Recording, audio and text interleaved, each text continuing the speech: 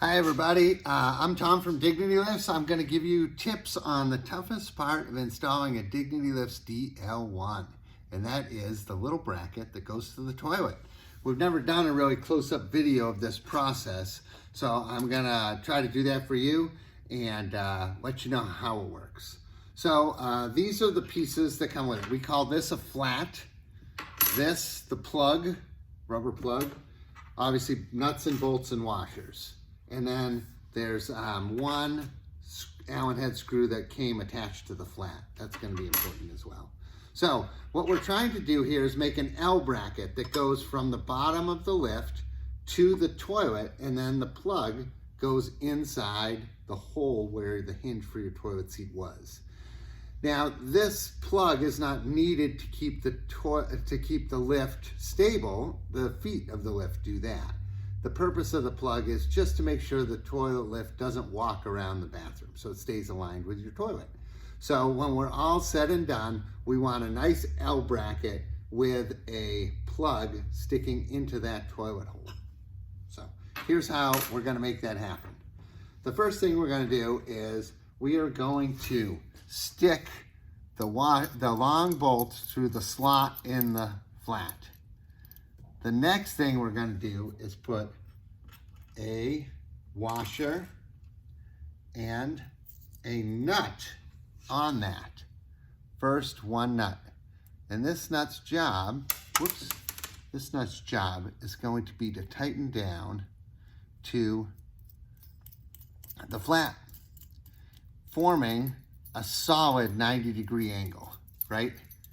We don't want, since this whole thing's job is to be stable, we don't want this thing pivoting around.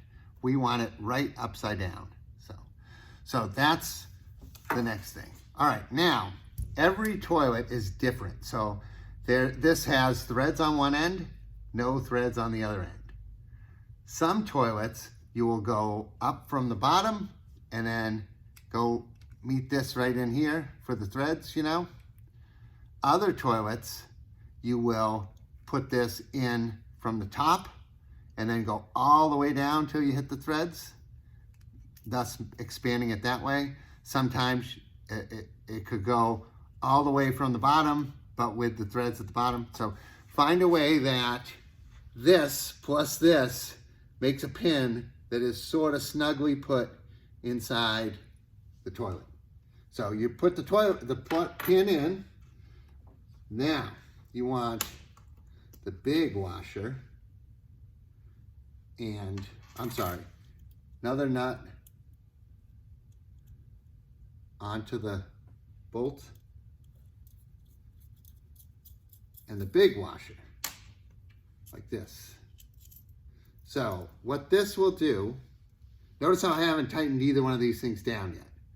What this will do is the big washer, when you hit well, let's put it in the other way. So say you get it so that the threads are all the way at the bottom. What this will do is it will allow you to just thread it in. And then see how this washer is pushing down on this? And as we tighten, this will expand.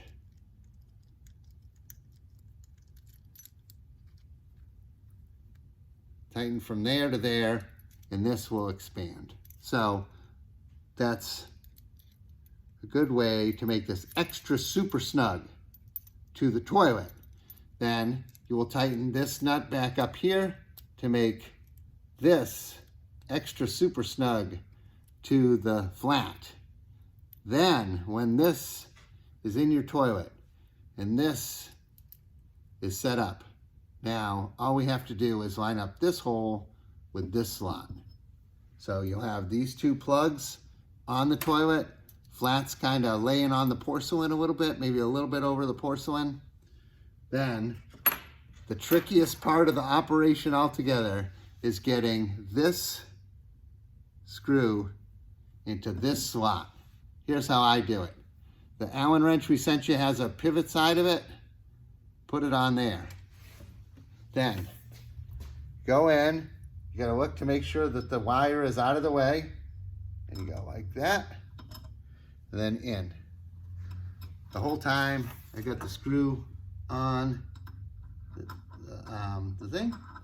Thread the flat end. Now you got everything a little bit pivoty.